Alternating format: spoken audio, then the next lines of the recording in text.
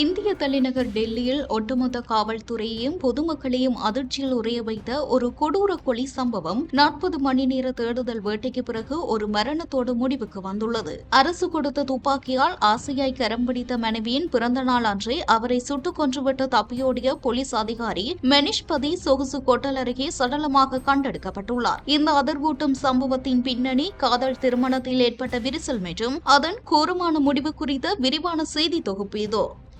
டெல்லி கிழக்கு மாவட்ட வாகன திருட்டு தடுப்பு பிரிவில் போலீஸ் அதிகாரியாக பணியாற்றி வந்தவர் 32 வயதுடைய மெனிஷ்பதி. இவருக்கும் அசோக் விகாரில் உள்ள ஒரு பள்ளியில் ஆசிரியையாக பணியாற்றி வந்த 24 வயதுடைய பிரியங்கா என்ற பெண்ணுக்கும் இடையே காதல் மலர்ந்துள்ளது.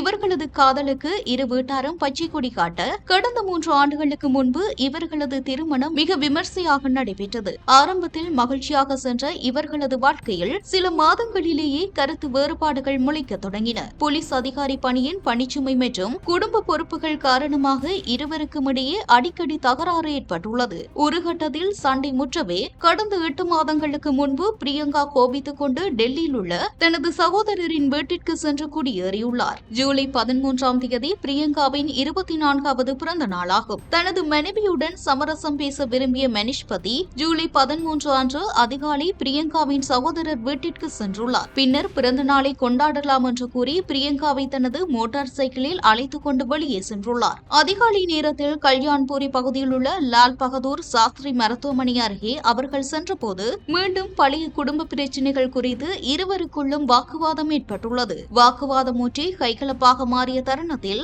ஆத்திரத்தின் உச்சிக்கு சென்ற மெனிஷ்பதி அரசு தனக்கு வழங்கியிருந்த சர்வீஸ் பிஸ்டலை எடுத்து பிரியங்காவை நோக்கி சுட்டுள்ளார். துப்பாக்கி சத்தம் கேட்டு அவ்வழியே வந்த ஆட்டோ ஓட்டுநர் ஒருவர் ரத்த வெள்ளத்தில் சரிந்து கிடந்த பிரியங்காவை மீட்டு உடனடியாக அருகிலுள்ள மருத்துவமனைக்கு கொண்டு சென்றார். ஆனால் அவர் ஏற்கனவே இறந்துவிட்டதாக மருத்துவர்கள் தெரிவித்தனர். மனைவியை கொன்ற வேகத்தில் மெனிஷ்பதி தனது வாகனத்தில் அங்கிருந்து தப்பியோடினார். ஒரு போலீஸ் அதிகாரியே கொலையாளி என்பதால் டெல்லி காவல்துறைக்கு இந்த வழக்கு மிகப்பெரிய சவாலாக உருவெடுத்தது. கொலையாளி மெனிஷ்பதியை பிடிக்க பல தனிப்படைகள் அமைக்கப்பட்டன. அவரது மொபைல் போன் எண்கள், சிசிடிவி காட்சிகள் மற்றும் அவரது நண்பர்களின் வீடுகள் தீவிர கண்காணிப்பு வளையத்திற்குள் கொண்டு வரப்பட்டன. சுமார் 40 மணி நேரம் நீடித்த இந்த தீவிர தேடுதல் வேட்டை நேற்று செவ்வாய்க்கிழமை மாலை 6 மணி அளவில் ஒரு சோகமான முடிவை எட்டியது. கிழக்கு டெல்லியின் மயூர்பிகார் பகுதியில் உள்ள ஒரு சொகுசு கொட்டல் அருகே ரோந்து பணியில் ஈடுபட்டிருந்த போலீசாருக்கு அங்குள்ள வாகன நிறுத்துமிடத்தில் ஒருவர் அசைவிட்டு கிடப்பதாக தகவல் கிடைத்தது.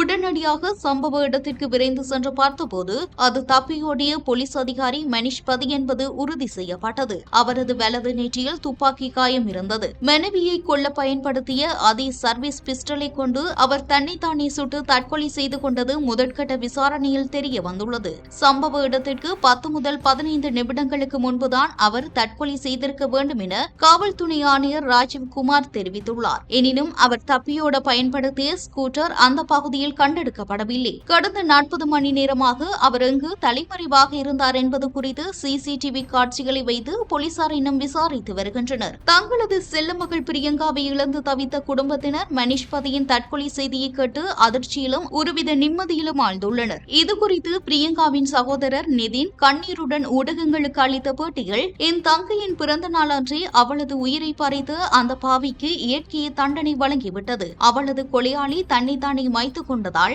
என் தங்கையின் ஆன்மாவிற்கு இப்போது நீதி கிடைத்துவிட்டது. இதற்கு மேல் காவல்துறையினரின் விசாரணையிலோ அல்லது நீதிமன்ற படிகளிலோ ஏறி இந்த வழக்கை மேலும் தொடர எங்கள் குடும்பத்திற்கு விருப்பமில்லை என தெரிவித்துள்ளார். காதலித்து மணந்த மனைவியை அவளது பிறந்த நாளிலேயே சுட்டுக் கொன்றுவிட்டு சட்டத்தின் பிடியில் இருந்து தப்ப நினைத்த போலீஸ் அதிகாரி இறுதியில் குற்ற உணர்ச்சியால் அதே துப்பாக்கிக்கு தன் உயிரையும் பலி கொடுத்துள்ள இந்த சம்பவம் டெல்லியில் பெரும் சோக அலையை ஏற்படுத்தியுள்ளது. இது போன்ற பல செய்திகளை தெரிந்து கொள்ள நம்முடைய சமூக மீடியா யூடியூப் சேனலை சப்ஸ்கிரைப் செய்து அருகிலுள்ள பெல் பட்டனை கிளிக் செய்யுங்கள். மேலும் செய்திகளை உடனுக்குடன் தெரிந்து கொள்ள சமூகமீடியா.com என்ற இணையதளத்தின் வாயிலாக எங்களுடன் இணைந்திருங்கள்.